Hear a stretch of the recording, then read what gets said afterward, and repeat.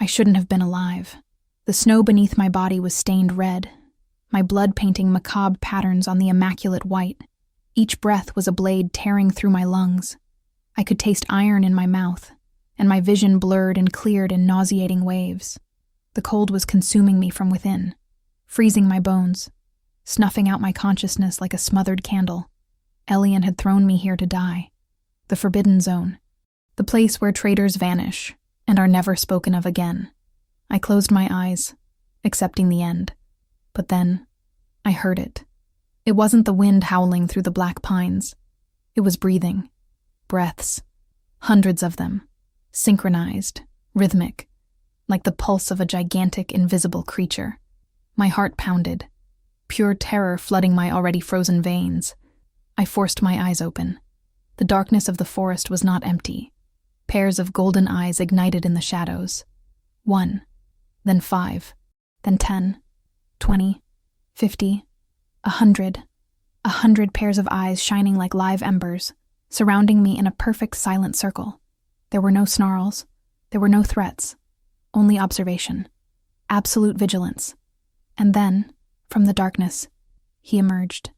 A man who looked carved from the mountain itself, with amber eyes that burned with an intensity that made my chest ache in a completely different way. He knelt in the snow beside me, and his voice was deep, soft, carrying a deadly promise. You are safe now, my queen. I didn't understand. Queen. I was discarded rubbish. I was nothing. But behind him, 100 warriors rose from the shadows, forming a living wall of muscle, claws, and unwavering devotion.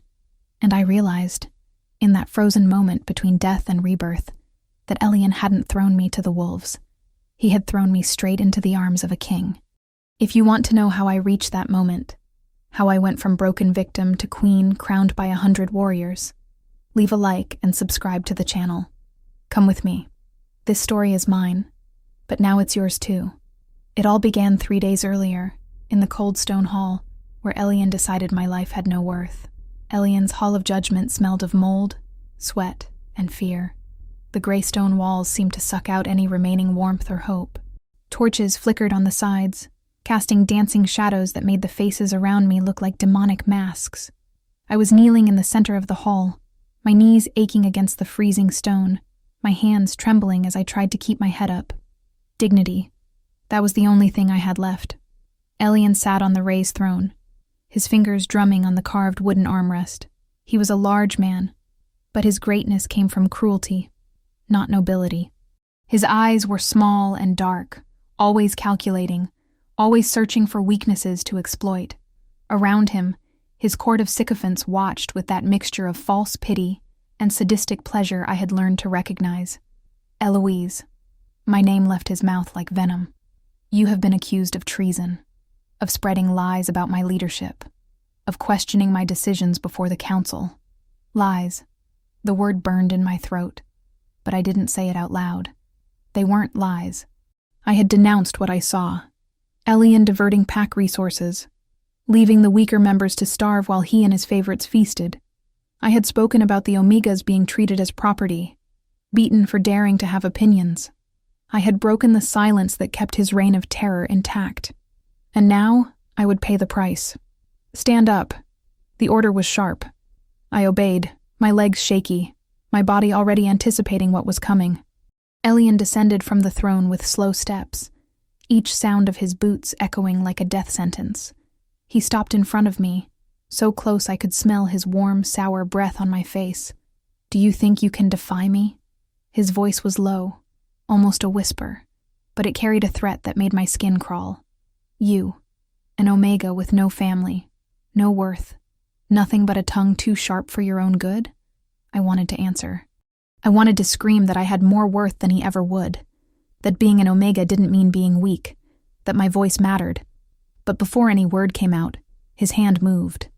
The slap connected with my face so hard that I fell sideways, my body hitting the cold stone. Pain exploded in my cheek, radiating to my teeth, making my eyes water involuntarily. Pathetic. He spat the words. You are nothing but trash. I tried to get up, my hands slipping on the damp floor. But before I could, his foot connected with my ribs. The sound was horrific. A dry snap, followed by a pain so acute it stole all the air from my lungs. I gasped, my mouth opening in a silent scream, my body curling instinctively around the broken rib. "Get up," he commanded again, as if I could simply ignore the throbbing agony in my chest. I tried. God, how I tried. My hands shook violently, my arms barely able to support my weight. But I managed to reach my knees, then stand up, swaying, holding my side as every breath was torture. The court watched in silence. No one moved to help me. No one dared to question. This was Elian's domain. Fear and absolute submission. "I decree," Elian announced, his voice now loud and formal for all to hear, "that Eloise, traitor of this pack, shall be exiled to the Forbidden Zone. Let the forest judge her worth. Let the monsters decide her fate. The Forbidden Zone." The words fell on me like stones. The border forest between our territory and the wildlands. A place no one entered willingly. A place no one returned from. Stories whispered of ancient creatures, renegade wolves, dark magic that twisted the mind. It was a death sentence disguised as exile. "No." The word escaped my lips before I could stop it. "Please, Alpha. The second blow was worse than the first. Elian grabbed me by the hair, yanking my head back with brutal force, exposing my throat. His face was distorted with rage, his wolf partially emerging in his eyes. "You don't beg. You don't even deserve that." He threw me to the floor again. This time my head hit the stone, and stars exploded in my vision.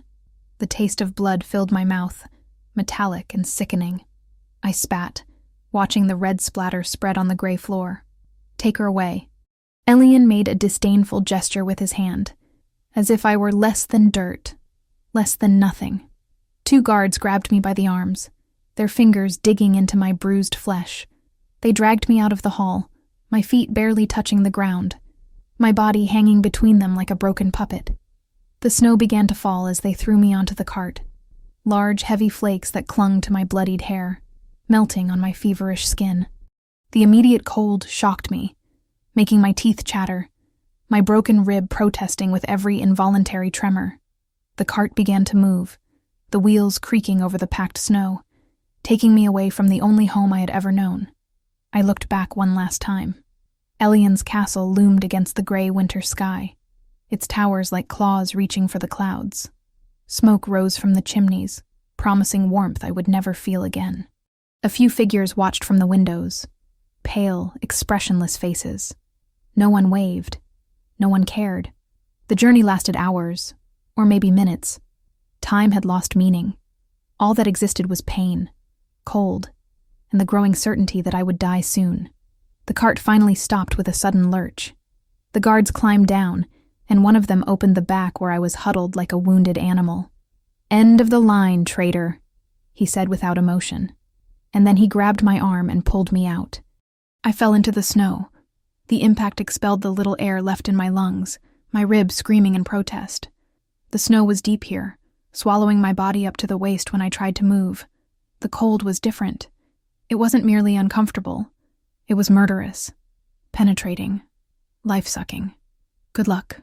The guard laughed, a cruel, empty sound. And then they left.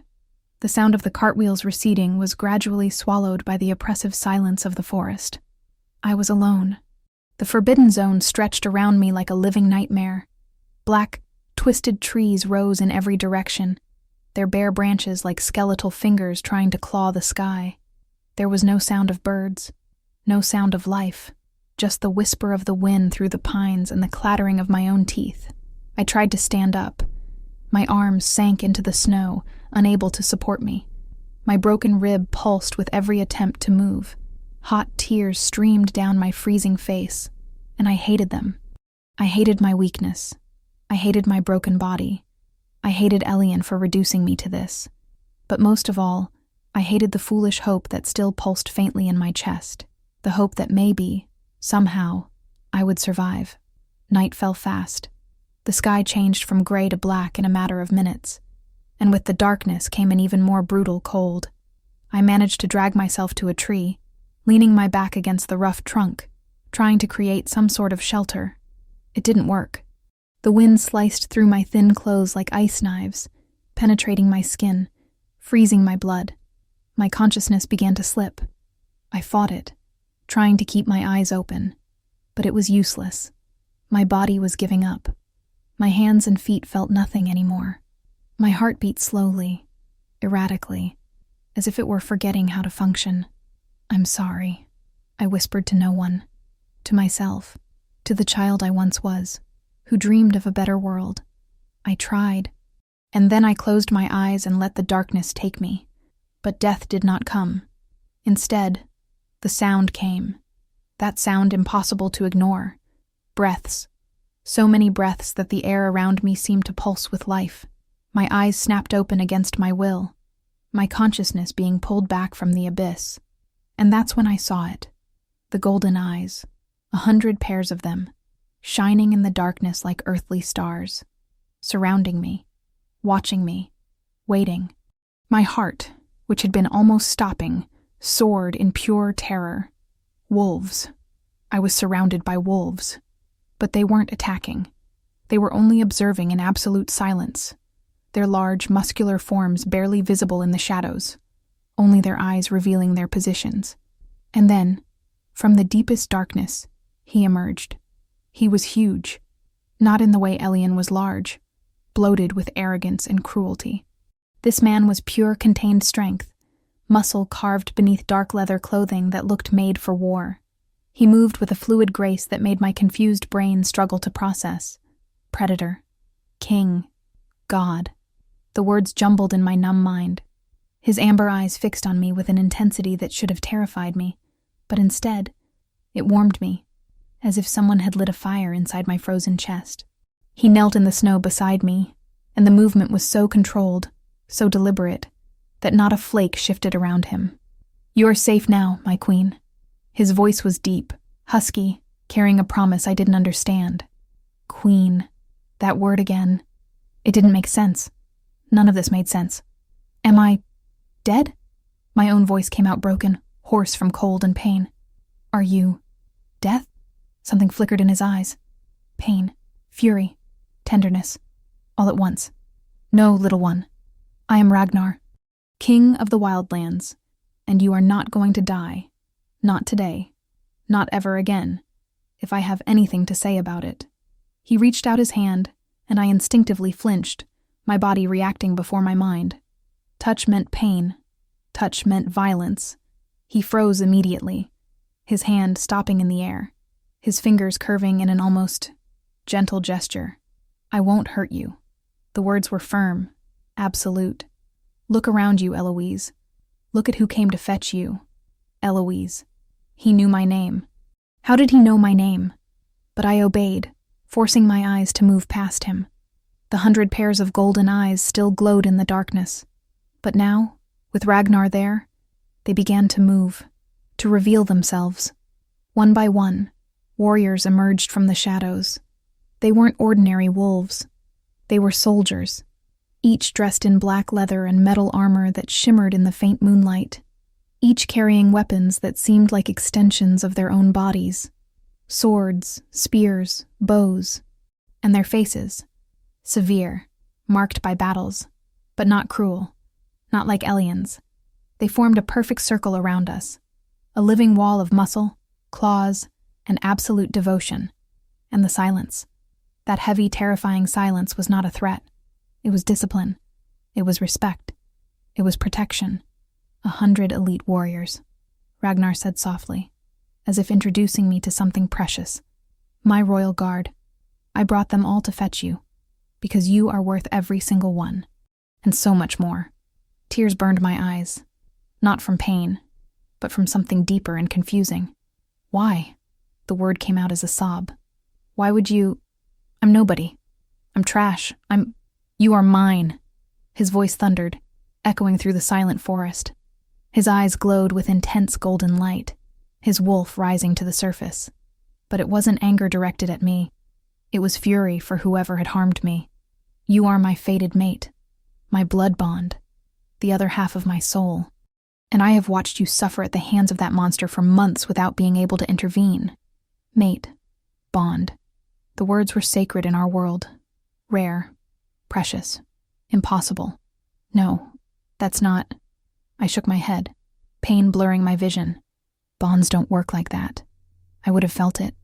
I would have known. You would have, he agreed, his voice softening again. If Ellion hadn't suppressed your wolf with herbs and dark magic since you reached maturity. If he hadn't blocked your perceptions to keep you submissive. The words hit me like physical blows. Suppressed. Blocked. Memories began to click into place. The vitamins Ellion forced me to take every month. The constant haze in my mind. The feeling of being disconnected from my own body, my own wolf. He knew, I whispered, horror filling every syllable. He knew I had a bond and kept me broken on purpose. Yes, Ragnar's word was pure venom. And he will pay for it. But first, I need to save you. You are dying, my heart. Your body temperature is dangerously low. Your broken rib has punctured part of your lung. You have minutes, not hours. I could feel the truth in his words. My body was giving up. The cold had penetrated so deeply I barely felt anything anymore. My breathing was shallow, painful. Every heartbeat felt like a question. Why continue? Let me heal you, Ragnar pleaded, and there was a vulnerability in the request that broke me. Let me do what I should have done months ago. How? My voice was just a thread of sound. The healing bite, he explained, his eyes never leaving mine. It is not the mating mark. It is a transfer of vitality. My alpha strength will flow into you. Break the drugs in your system. Awaken your wolf. You will survive. But it only works with true bonds. Survive. The word felt so strange after accepting death. But as I looked into those amber eyes, at the 100 warriors who had crossed the forbidden zone for me, something inside me, small, fragile, but stubborn, whispered, "Yes, do it." I whispered. Ragnar didn't waste time. He pulled me gently against his chest, supporting my head on his shoulder, exposing the left side of my neck. The heat from his body was shocking after the mortal cold. I could feel the rigid muscles beneath my hands, the strong, steady heartbeat against my ear. "This will hurt," he warned, his mouth brushing my skin in an almost tender gesture. "But afterward you will be reborn." I felt his canines extend. I felt the pressure against my skin. And then he bit. The pain was instantaneous and absolute. Liquid fire exploded at the point of the bite, racing through my veins like lava. I screamed, my body arching involuntarily, my hands digging into his shoulders. But Ragnar held me fast, his arms like steel around me, preventing me from hurting myself further. And then the pain shifted. It transformed. The fire that burned was now healing. I could feel it. I felt the broken rib realigning, the bone fusing with a snap that made me gasp. I felt my lungs expanding completely for the first time in days. Sweet, cold air filling every corner. I felt the warmth, true warmth, not the fever of death, spreading from the center of my chest to my frozen extremities. And then I felt her, my wolf. She awakened with a glorious fury, shattering the invisible chains that bound her, destroying the haze that had clouded my mind for years. She roared inside me, her presence so large and powerful that I was stunned. She was not small. She was not weak. She was magnificent. And she recognized Ragnar instantly. Mate. The word echoed through every cell of my being. Ours. Protect. Love. Ragnar released my throat, licking the wound to seal it. And when he pulled back, his eyes were shining with raw emotion. "Hello, my heart," he whispered. "Welcome back." I looked at my hands. The skin was no longer blue from the cold. It was pink. Alive. I took a deep breath, and there was no pain. The rib was healed. Everything was healed. I felt strong. For the first time in my life, I felt whole. What am I?" I asked, amazed and terrified at the same time. One of the warriors stepped forward. He was younger than Ragnar, with brown hair and kind eyes. "May I, my king?" Ragnar nodded, still holding me close as if he feared I might disappear. The warrior knelt in the snow, his head bowed in respect. "My name is Tobias, my lady. Beta of Wildborn, and second in command to King Ragnar. And you are a royal alpha. Your lineage was hidden, but your blood doesn't lie. The color of your eyes has changed. They are golden now, like ours, like a true leader's. Royal Alpha. The words were impossible. Omegas couldn't be alphas. It was biologically impossible. Except I had never been a true Omega. I had been suppressed, broken, kept small. Elien knew, Ragnar said, his voice vibrating with barely contained fury. He discovered your lineage when you arrived at his pack young. Instead of honoring you, he decided to break you, to keep you weak so you would never challenge him, never realize your own power. The rage that exploded inside me was unlike anything I had ever felt. It wasn't the helpless anger of a victim. It was the righteous fury of someone who finally understood the extent of the betrayal suffered. I will kill him. The words came out calm, cold, absolute. Ragnar smiled, and it was predatory and proud at the same time. Yes, you will, but not today. Today I take you home, to Wildborn, to your true home. He stood up with impossible ease, carrying me in his arms, as if I weighed nothing. The 100 warriors moved as a unit, forming an escort around us. And as we crossed the forest, I noticed something. They weren't just protecting me. They were honoring me. Every look in my direction was one of respect, loyalty, devotion. I wasn't trash. I never had been. I was their queen, and Elien would have to answer for making me forget it. I woke up enveloped in light. Not the oppressive gray of Elien's castle or the darkness of the Forbidden Zone, but true light, golden and warm, pouring through enormous windows that opened to an impossible blue sky. I blinked, disoriented, my body sinking into something too soft to be real. A bed. Not a thin, damp cot, but a real bed with linen sheets that smelled of lavender and sun. My heart pounded. Where was I? And then the memories returned in a wave. Ragnar, the bite, 100 warriors. My wolf waking like a golden storm. You're awake. The voice came from my left, gentle and careful. Tobias was sitting in a chair near the window, a book open on his lap. He smiled when our eyes met. Welcome to Wildborn, my lady. You've slept for almost a full day. I sat up slowly, expecting pain, but there was none. My body moved with ease, every muscle responding perfectly. I touched my ribs, where Elien had broken the bone. Nothing, not even a twinge. The king's healing is absolute, Tobias said, closing the book. But your body needed rest. You went through a lot. A lot. The word was so inadequate I almost laughed. I looked around, truly taking in the room for the first time. It was enormous, with high ceilings and light wooden beams. The walls were stone, but covered with rich tapestries in shades of forest green and gold. A fireplace crackled softly in a corner, filling the air with pleasant warmth. Carved wooden furniture, soft rugs, fresh flowers in ceramic vases. It was the complete opposite of my previous existence. Where is Ragnar? I asked, and I hated how small my voice sounded. Dealing with kingdom affairs. Tobias stood up, approaching with careful movements. But he asked me to look after you, if that is acceptable. Acceptable. As if I had a choice. As if my opinion mattered. Except Tobias was genuinely waiting for my answer. It wasn't rhetorical. Yes, I said, and something in his chest relaxed. Good. Then, let's start with the basics. He gestured to a side door. There's a bath prepared. Hot water, oils, everything you need. Afterward, food. And then, if you feel ready, I can show you the fortress. Bath. Hot water. The words were almost erotic in their simplicity. It had been months since I had bathed properly.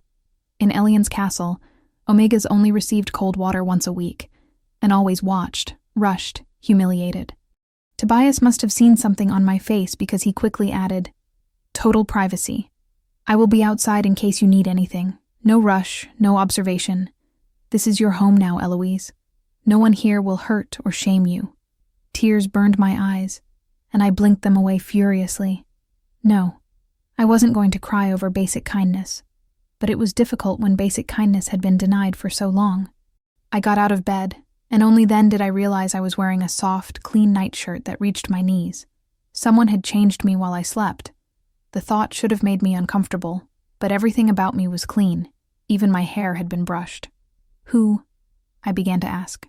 The healers, Tobias replied. Women from our pack. They asked for your permission while you slept, and your wolf agreed. She is quite protective of you. My wolf. I was still getting used to her constant presence in my mind. She was alert now, observing Tobias with curiosity, but no fear. She deemed him safe, a friend. I went into the bathroom and almost collapsed. The tub was enormous, made of polished stone, already filled with water that released fragrant steam. Oils floated on the surface, creating swirls of color. There were artisanal soaps, soft sponges, thick towels stacked on a heated rack, and on the wall, a mirror. I avoided my reflection as I took off the nightshirt. I didn't want to see the marks, the scars, the physical evidence of what Elian had done. But when I finally sank into the warm water, a moan escaped my lips. It was divine. The heat penetrated my muscles, dissolving tensions I didn't even know I was carrying. I washed myself meticulously, scrubbing every inch of skin until it was pink. I washed my hair 3 times, watching the water turn brown with dirt and dried blood before finally running clear. And then, because I could, because no one was rushing me, I simply stayed there, floating, breathing, existing. When I finally got out, wrapped in a soft towel, I couldn't avoid the mirror anymore. I looked. The woman reflected was strange, familiar but different. My hair, clean, wasn't just blonde. It was almost silver at the ends, falling in waves to the middle of my back. My skin, despite the scars that remained, had a healthy glow. But my eyes, Tobias was right. They were no longer the cloudy blue I knew. They were golden, amber, fierce, alpha eyes. A knot formed in my throat. This was me, the real me, the one Elian tried to destroy. There were clothes waiting when I returned to the room. Not the simple dress of a servant, but soft leather pants, a cream linen tunic embroidered with gold threads, and boots that seemed custom-made for my feet. I dressed slowly, marveling at the quality, at the fact that everything fit perfectly. Tobias was waiting in the hallway when I opened the door. His eyes widened for a fraction of a second before he smiled. You look like a queen. The words still made me uncomfortable, but I didn't correct him. He guided me through the fortress, and with every step, I fell more in love. Wildborn wasn't a cold, oppressive castle. It was a living fortress. Wide corridors with open windows letting the breeze in. Inner courtyards filled with flowers that perfumed the air. Halls with fireplaces where people gathered, laughing, talking. Children running through the courtyards without fear. And everyone who saw us stopped. They bowed their heads. They whispered, "My queen." They already know? I asked Tobias as we crossed a covered bridge connecting 2 towers. The king's bond with you is sacred, he explained. When he claimed you, everyone felt it. And when you woke as a royal alpha, the power echoed through the pack. You are not just King Ragnar's mate. You are our queen by your own right. We reached an outer courtyard, and that's where I saw them. The 100 warriors. They were training, a deadly dance of swords, spears, and hand-to-hand combat. Muscles glistening with sweat, movements precise as choreography. And when they saw me, they all stopped. As a single entity, they knelt, fists against their chests. The silence was absolute, reverent. Your royal guard, Tobias said softly. 100 of the deadliest warriors in the wildlands, and all of them have sworn their lives to you. One of them stood up. He was older, with graying hair, but still a strong body. Scars crossed his bare arms. My queen, his voice was hoarse. We are yours, until death and beyond. No harm shall touch you while we live. The words were echoed by all the others. A chorus of 100 voices, all making the same impossible promise. I didn't know what to say, what to do, so I followed my instinct. Rise. My voice came out firmer than I expected. You honor me, but I don't want you to kneel. I want you to fight alongside me, as equals. Surprise flashed across their faces. and then smiles, slow, respectful, but genuine. "As you command, my queen," the oldest warrior said, and there was admiration in his eyes. Tobias led me away from the training courtyard, through more gardens, until we reached a hall with a long table already set with food. Fresh bread, cheeses, fruits, roasted meats, wine. My stomach rumbled embarrassingly. "Eat," Tobias said, pulling out a chair for me. "As much as you want, no restrictions." I ate, and it was a revelation. Every bite was flavor exploding on my tongue. I hadn't realized how starved I was until the first sip of wine touched my lips. Tobias ate with me, talking about simple things: the history of Wildborn, the seasons, the festivals they celebrated. He didn't mention Elian. He didn't mention my past. It was liberating and strange at the same time. "Can I ask a question?" I said eventually, my courage building with the food and wine. "Anything," Tobias replied. "Why did Ragnar wait? If he knew I was his, why did he let me suffer for so long?" The pain that crossed Tobias's face was genuine. He sighed, choosing his words carefully. "Politics. Law. King Ragnar couldn't simply invade Elian's territory and take you without causing war between packs. It would be seen as kidnapping, even with a true bond. He needed to wait for Elian to make a serious enough mistake to justify intervention, or for you to be exiled to neutral territory. The Forbidden Zone," I said, understanding. "Yes. The moment Elian abandoned you there, you no longer belonged to his pack. Ragnar could legally claim you. He waited on the border with all of us for hours, knowing exactly when Elian would cast you out. And the second the cart left, he was there," I finished, tears burning my eyes again. "With an army, because you are worth an army," Tobias said simply. "Ragnar would have brought 1,000 warriors if he could. He would have destroyed the world to get to you." I wiped my eyes, trying to process everything. Ragnar had waited for me. He had planned. He had suffered watching my suffering because he had no choice. The anger I felt toward him for not acting sooner disappeared, replaced by something deeper. "Where is he now?" I asked. "Dealing with Elian," Tobias said, his voice hardening, "sending messages, establishing terms. King Ragnar is strategic. He doesn't attack without preparation. But when he attacks," he smiled, fierce, "Elian will wish he had treated you better." We spent the rest of the day together. Tobias showed me the library, where thousands of books waited.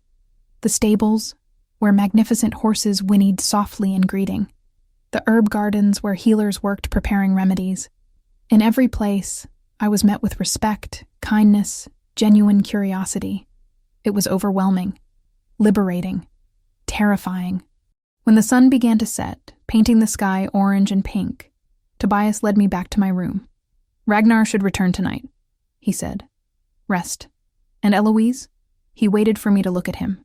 "You are safe here, completely safe. This is not a dream that will end. It is real." After he left, I stood at the window, watching the shadows lengthen. My wolf was restless, wanting her mate, wanting Ragnar. And I wanted him too. But there was fear mixed with the desire. Fear that I wasn't good enough. That when Ragnar truly knew me, he would see what Elian saw. Trash. A sound behind me made me whirl around. Ragnar was in the doorway, his amber eyes fixed on me with an intensity that made my heart stop. "Hello, my heart," he said softly. "I missed you." And all my doubt melted away, because the way he looked at me wasn't scorn. It was adoration. Ragnar closed the door behind him, and suddenly the enormous room felt small, intimate. He was still wearing travel clothes, dark leather stained with road dust, but somehow that only made him more imposing, more real. He wasn't a fantasy I had imagined at the brink of death. He was solid, present, and completely focused on me. "Did you eat?" were his first words, and there was genuine concern in them. "Yes." My voice came out weaker than I intended. Tobias took care of me. Something darkened in Ragnar's eyes for a fraction of a second. Not anger, but possessiveness, jealousy. His wolf didn't like that another man had spent the day with me, even his trusted Beta. But he took a deep breath, controlling the impulse. Tobias is good, he said finally. Trustworthy. I knew you would be safe with him while I... He trailed off, tension visible in his shoulders. While you dealt with Elien, I finished for him. Ragnar crossed the room in 3 long strides, stopping close enough for me to feel the heat radiating from him, but without touching me. Respecting my space even when every line of his body screamed that he wanted to pull me into his arms. Yes, he confirmed. I sent formal messengers to his pack, declared that you are under my protection as my bonded mate, established that any attempt to claim you will be considered an act of war. And his response? A cold smile curved Ragnar's lips. Helpless fury. He demanded your return, claiming you are a fugitive criminal. I responded with evidence of his crimes: suppression of alpha lineage, systematic abuse, use of forbidden magic. The Great Council will receive everything tomorrow. The Great Council, the governing body that oversaw all the pacts in the lands. If they turned against Elien, he will fight, I said, absolute certainty in my voice. He won't simply accept losing control. I know. Ragnar finally gave in to the impulse, raising his hand to touch my face. His fingers were calloused but surprisingly gentle, tracing the line of my cheek. And when he comes, we will be ready. But Eloise, his eyes locked with mine. I need to know what you want. This isn't just my revenge. It's yours too. You have a voice here. Choose. Choice. The word was so precious it almost hurt. I want to face him. The words came out before I could question them. I don't want you to fight my battles. I want to look into his eyes and show him that he didn't break me. Pride and concern warred on Ragnar's face. He is brutal, without honor. He will fight dirty. I know. I covered his hand with mine. But now I have my wolf. I have strength. And I have you. Not to fight for me, but beside me.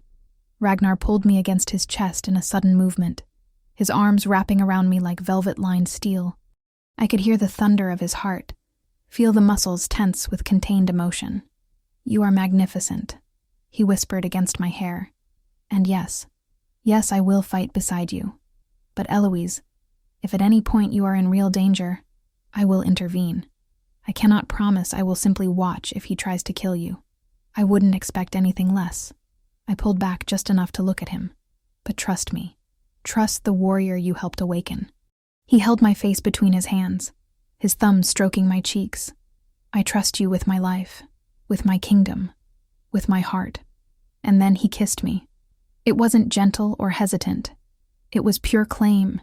His lips demanded mine, his tongue tracing the contour of my mouth until I opened for him with a moan. The kiss was fire and necessity, months of waiting and repressed desire exploding between us. My hands found his hair, pulling him closer, and he growled low in his throat, the sound vibrating through my entire body. When we finally separated, we were both breathless, my lips swollen, his eyes shining pure gold. Sleep with me tonight, he asked, his voice husky.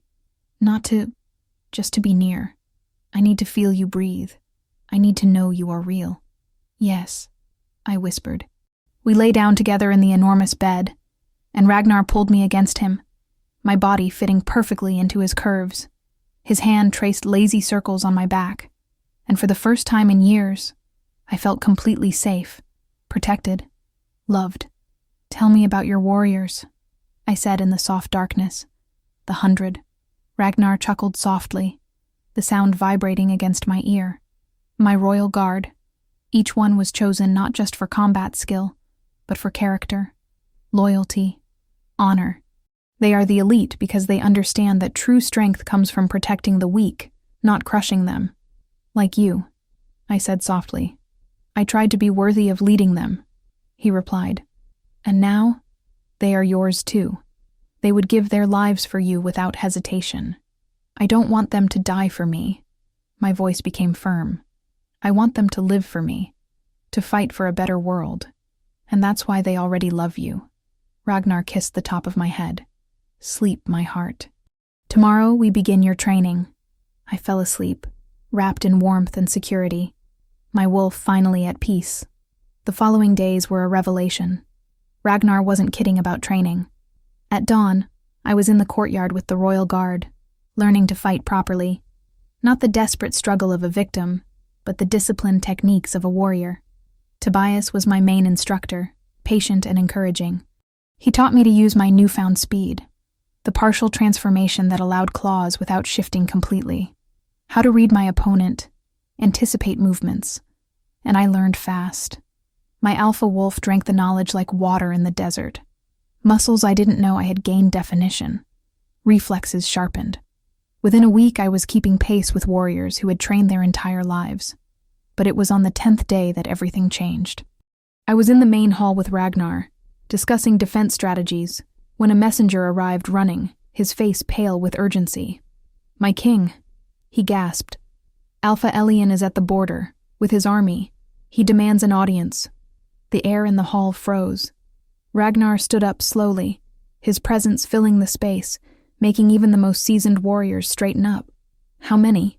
His voice was calm. "Deadly. 200 warriors, sir." He brought half of his military force. 200 against our 100 plus the rest of the Wildborn pack.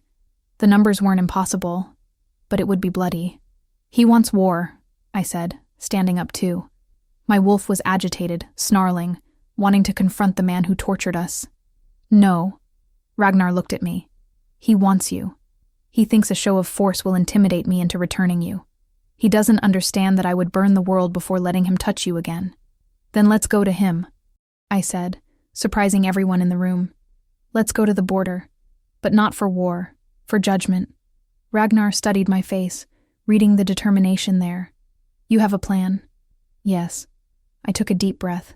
"The duel of honor. It's an ancient law, but still valid. If Elien wants me, he will have to defeat me in fair combat. And when I win," my smile was sharp, "his pack will be freed from his tyrannical rule." Absolute silence. And then, Tobias laughed. A rich, genuine sound. "She is brilliant, my king. Use Elien's own archaic laws against him." Ragnar pulled me against him, kissing me deeply in front of everyone. When he pulled away, his eyes shone. "You are perfect. But if he refuses..." "He won't," I said with certainty. "His arrogance won't allow it. He still sees me as the broken Omega.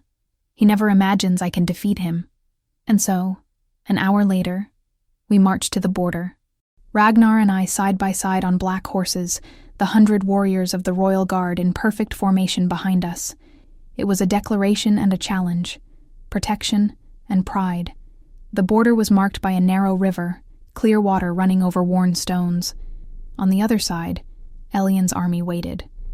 200 men in mismatched armor, hard faces, weapons in hand. And in front, mounted on a gray horse, was Elien. He hadn't changed. He still had that expression of cruel superiority, those small eyes full of contempt. But when he saw me, something crossed his face. Shock, and quickly hidden fear. I no longer looked like the broken woman he had discarded. "Ragnar," Elien called across the river, his voice echoing. "You hold my property. Return her and we will avoid bloodshed." "Property." Ragnar's voice was pure ice. "You dare call my bonded mate property?" "Mate." Elien spat the word. "She is a traitor, a liar." A royal alpha." I interrupted him, my own voice carrying across the water.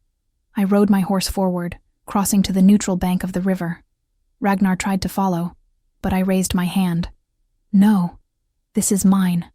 I dismounted, my feet finding firm stones in the middle of the shallow river. Elien also dismounted, coming toward me. We were a few feet from each other, water running between our feet. "You should be dead," he hissed, "but I am not." I smiled, and I saw his face pale when he noticed the color of my eyes. Golden. Alpha. "You suppressed me, Elien, hid what I was to keep me weak. But now I know the truth, and I challenge you. Duel of honor. Ancient laws. You want me? Then defeat me in fair combat. But when I win, your pack will be freed." Laughter. Cruel and confident. "You? Defeat me? You are still pathetic. Then accept." My voice grew colder. "Unless you are afraid to face the Omega you broke. The trap was set." His pride wouldn't allow him to refuse, and he took the bait. "I accept," he snarled. "And when I break you again, Ragnar will watch before I kill him too." Warriors from both sides backed away, forming a circle. The rules of the duel of honor were clear. Fight until surrender, death, or incapacitation. No weapons, only claws, teeth, and strength. I took a deep breath, feeling my wolf rise to the surface. My bones began to shift. Not completely, but enough. Claws emerged from my nails. My teeth elongated. Alpha strength surged through my veins. Elien transformed too, his form growing larger, more brutal. He was always strong, but strength without honor was just violence. "Come, Queen," he mocked. "Show me your power." And I advanced. Elien's first blow came fast, brutal, aiming for my face as he always did. But this time, I was ready. My body moved with a speed I didn't even know I possessed, dodging to the side, his claws cutting only air. The surprise on his face was delicious. "You're faster," he snarled, circling like a predator. "I'm free," I replied, my voice coming out more like a growl. "Free of your drugs, free of your lies." He attacked again, this time feigning high but aiming low. A dirty trick. A trick he used on me before, breaking my knee months ago. But Tobias taught me about body reading. I saw the tension in his shoulders, the weight shifting to the wrong leg. I lunged, my claws finding his extended arm, tearing through leather and flesh. Blood. First blood was mine. Elien roared, not from pain, but from humiliation. His pack saw. Everyone saw. The broken Omega had just hurt him. "Bitch!" He charged with blind fury, all technique abandoned for pure rage. It was his mistake. Rage made warriors predictable. I danced around him, using my lesser agility against his brute force. Every move Tobias taught me flowed naturally. Dodge, counterattack, retreat. My claws found his ribs, his back, his thigh. Superficial cuts, but accumulating, bleeding him, tiring him. But Elien wasn't alpha because he was weak. He was alpha because he was cruel and relentless. He pretended to stumble, and when I approached to take advantage of the opening, he spun with surprising speed. His claws connected with my shoulder, tearing through flesh, sending pain exploding through my arm. I staggered back, blood running hot down my tunic. The pain was familiar, welcome almost. It reminded me that I was alive, that I could feel and still fight. "There she is." Elien smiled, showing red-stained teeth. The pathetic crying Omega. "Ready to beg?" I looked at him, at that face that haunted my nightmares, and something inside me finally broke. Not my spirit, my fear.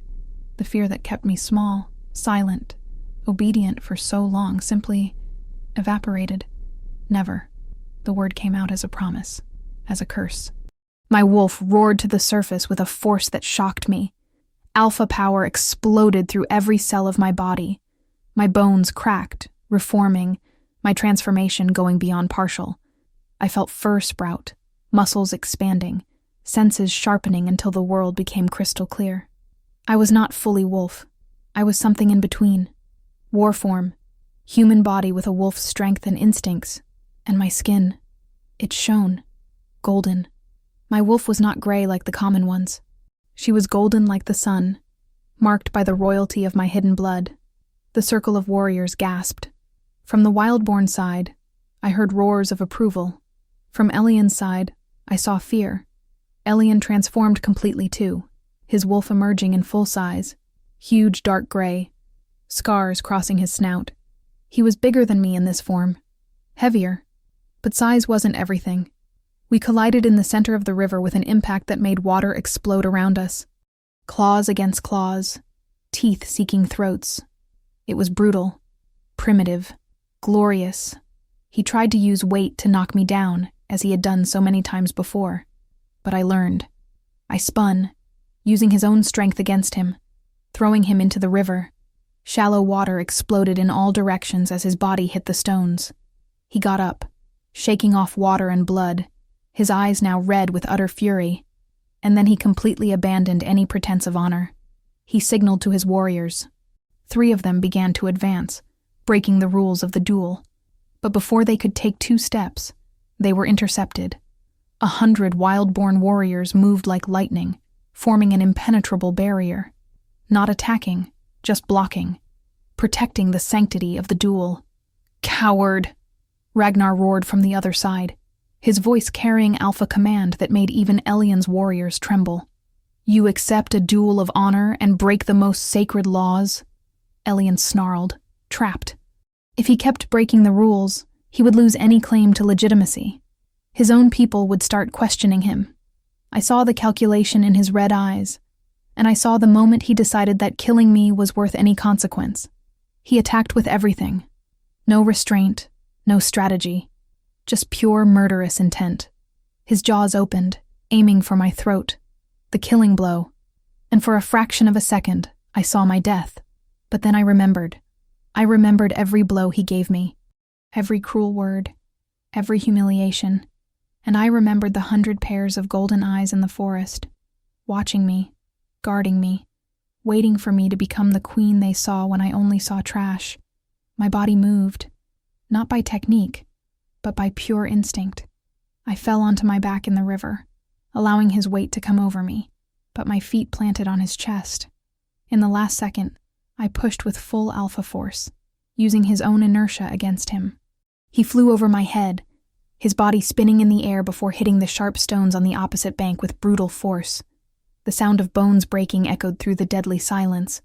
Elion screamed, a sound that was part human, part wolf, all pain. He tried to get up, but his hind leg was at the wrong angle. Broken. Maybe his ribs too by the way he breathed shallowly. I stood up slowly, water and blood running from my body. My transformation receded, leaving me human again, naked from the waist up where my tunic had been destroyed. But I felt no shame. I felt power. I walked across the river, each step deliberate, until I was standing over Elion. He had shifted back to human form too, his body broken and bloody on the stones. He looked up at me, and for the first time, I saw true fear in his eyes. "Kill me." He spat blood. "End this." No. The word was calm. Final. "You don't deserve the honor of a quick death. You will live. You will live to see everything you built through fear and cruelty crumble. You will live to face the Great Council. You will live to see every Omega, every weak person you trampled, rise up and prosper without you." I turned to his warriors, my voice carrying across the river. "By the laws of the Duel of Honor, I have won. Elion no longer has a claim over me or over anyone who chooses to leave his pack. Whoever desires freedom, cross this river. Whoever wishes to continue under a broken and dishonored leader, stay." Silence. Heavy and charged. And then, one warrior stepped forward, then another, and another. Like a dam bursting, half of Elion's army began to cross the river, leaving their broken alpha on the stones. Women, men, Omegas who trembled but walked with heads held high, Betas who looked relieved, even some alphas who were clearly fed up with the reign of terror. They knelt on the wild-born bank, not to me, but to Ragnar, seeking asylum, protection, a better home. Ragnar dismounted his horse and approached the river. His eyes met mine, and the pride there was so intense it made my heart ache. He offered his hand, helping me cross back to his side. Our side. "You are magnificent," he whispered, wrapping his cloak around my bare shoulders. "My queen, my warrior, my everything." I looked back one last time. Elion was still where he fell, surrounded now only by the most loyal or most foolish warriors. His pack had dwindled to less than 100. His power, broken. His reputation, destroyed. "Take him." Ragnar ordered some of the warriors who remained with Elion. "Deliver him to the Great Council. Let the law decide his final fate, and tell the elders that Queen Eloise of Wildborn demands an audience to testify against him." The warriors obeyed, carrying Elion away. He didn't fight, didn't speak. He was broken in every way that mattered. As we rode back to Wildborn, surrounded by our 100 warriors and the new refugees seeking a home, I finally allowed the tears to fall, not of pain or sadness, but of release, of closure, of victory. Tobias rode beside me, his smile gentle. "You fought with honor," he said, "and with intelligence. You will be a legendary queen. I just want to be fair, I replied. I want to build a place where no one is broken like I was. You will, Ragnar said from my other side, his hand finding mine. We will. Together. When we arrived at Wildborn, the entire fortress was waiting. News had traveled fast, and when we passed through the gates, we were greeted not with silence, but with celebration. Shouts, songs, flowers thrown in our path. That night, Ragnar took me to the highest tower. Just the two of us, under a sky full of stars. He held me from behind, his chin resting on the top of my head, as we looked out over the kingdom that stretched below. You waited for me in the shadows, with an army, I said softly, echoing my thoughts from that first night. When I was dying, you were there with 100 warriors. Why? Because I saw you, Ragnar replied, his voice husky with emotion. Not the broken servant Elien created, but the queen you were born to be, the warrior who survived the impossible, the woman with a heart big enough to forgive but strong enough to fight. I saw you, Eloise, and I fell in love long ago. I turned in his arms, hands framing his face. I love you too, for seeing me when I couldn't, for waiting for me when you wanted to attack, for giving me choice when you could have simply taken. And then I kissed him, deeply, completely, sealing the bond that began in death and was reborn in life. When we separated, Ragnar pressed his forehead against mine. Marry me, not just as a bonded mate, but as a crowned queen. Rule beside me, not out of duty, but out of choice. Yes, the word was simple, absolute. 1,000 times yes. He bit me then, the true mating mark, sealing our bond permanently. And I marked him back, claiming him as completely as he claimed me. We were one. 6 months later, I was in the same courtyard where I saw the 100 warriors for the first time, but everything had changed. Or rather, I had changed. The morning sun bathed Wildborn in golden light, making the light stones of the fortress shine.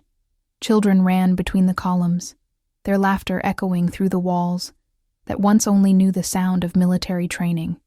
Gardens bloomed in every corner, brought to life by the hands of the Omegas who now had a voice, a choice, freedom. I walked through the halls we built especially for them, the Omega Sanctuary. It wasn't a temporary refuge, but a permanent home. Comfortable rooms, study halls, workshops where they learned trades, and most importantly, a council room where their voices were heard in decisions that affected the entire pack. My queen, a soft voice called me.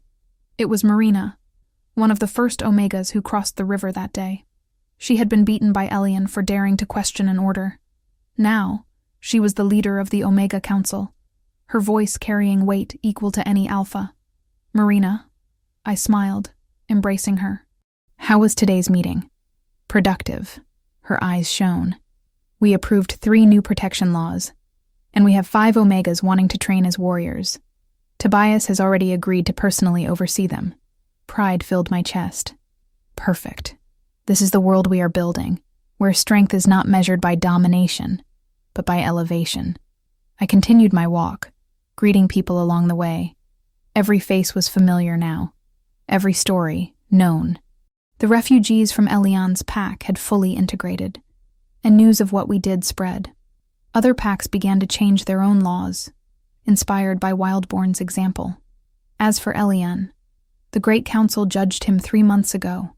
I testified, my voice firm as I recounted every crime. He was stripped of his title, his lands divided among more just leaders, and exiled to the northernmost regions, where he would spend the rest of his life in forced labor. Not death, but something worse for someone like him. Complete irrelevance. I arrived at the main council room, where Ragnar was leaning over maps with his advisors. When he saw me, his entire face lit up, that smile reserved only for me transforming his severe features into something almost boyish. My heart. He crossed the room in long strides, his hands finding my waist, pulling me against him. Perfect timing. We need your insight on the new trade routes. We spent the next hour working side by side, our minds complementing each other. Ragnar was strategic and strong. I was compassionate and creative. Together, we were unstoppable.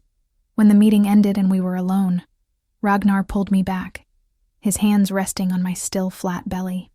"Are you going to tell them?" he whispered against my ear. My heart raced. The secret we had been keeping for 2 weeks. "Tonight," I replied, turning in his arms to face him. "At dinner. With everyone present. They will be crazy with joy." His amber eyes shone. An heir. Our child. Tears burned my eyes, but they were happy. I was so scared to tell that it was too real. Too good. "It is real." Ragnar pressed his forehead against mine. "And our son or daughter will grow up in a world you helped create. A world where no one is broken for their nature. Where strength is measured by character, not brutality." Dinner that night was in the Great Hall, with all the leaders of Wildborn present. Tobias sat to my right, always my loyal friend. Marina represented the Omegas. Royal Guard commanders occupied places of honor. It was family, not hierarchy. When the food was served and the wine circulated, Ragnar stood up, tapping his glass to call attention. The hall silenced instantly. All eyes turned to their king. "Today we celebrate not just our prosperity, but our future," he began, his voice carrying through the space. "6 months ago, I brought my mate home. You questioned me for bringing 100 warriors to fetch one woman." Low laughter. No one questioned it anymore. "But I knew," Ragnar continued, his eyes finding mine. "I knew she was worth not 100, but 1,000 warriors. That she was not just my queen, but the savior our pack needed. She brought compassion where there was only force. She brought a voice where there was only silence. And today," he extended his hand to me. I stood up, my heart thundering, taking his hand. "Today, Queen Eloise and I announce that our family is growing. An heir will arrive with spring." The silence lasted only a beat, and then the hall exploded. Shouts, applause, clinking glasses, roars of celebration. Warriors banged fists on tables. Women cried with joy. Children jumped, not fully understanding but catching the excitement. Tobias was the first to reach us, hugging Ragnar tightly before kneeling in front of me, his hand over his heart. "My queen, it will be the greatest honor of my life to protect your child." "Godfather," I said, the word making his eyes widen. "If you accept, I trust you with my life. I want to entrust you with the life of my child." He didn't hold back the tears. Yes, 1,000 times yes. The celebration lasted late. But eventually, Ragnar and I escaped to our private tower, seeking peace and privacy. The moon was full, silvery and enormous in the night sky, casting magical light over the kingdom we now called home. "Are you happy?" Ragnar asked, pulling me against his chest. My eyes still turned to the landscape. "Happy doesn't feel like a big enough word," I replied. 6 months ago I was dying in the snow, broken and abandoned. And now I have everything. A mate who loves me, a kingdom that respects me, a child growing inside me. We changed the world, Ragnar. We literally changed the world. You changed the world," he corrected me. "I merely gave you the army to protect you while you did it." I laughed, the sound light and free. 100 warriors in the shadows. Who would have imagined that my lowest moment would be the beginning of everything? "I imagined it," Ragnar said softly. "From the first moment I felt our bond years ago, when you were just a silent young Omega in Elian's court. I saw past the suppression. I saw the hidden royal alpha. I saw the queen waiting to be born. And I waited. I planned. I gathered my best warriors. Because when the time came to save you, I would not fail. They threw me to the wolves," I whispered, the phrase that became our story, "expecting me to be devoured. And 100 wolves were waiting to crown you." Ragnar completed, kissing my marked neck. "You were never alone. Even in the darkest moments, I was there. In the shadows.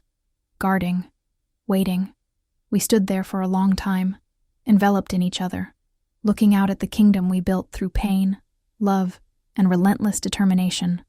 Below, lights twinkled in the windows. Families gathering. Children being put to sleep. Guards making rounds, not out of fear, but out of care. "You know what's funny?" I said eventually. "Elian thought breaking me would destroy me.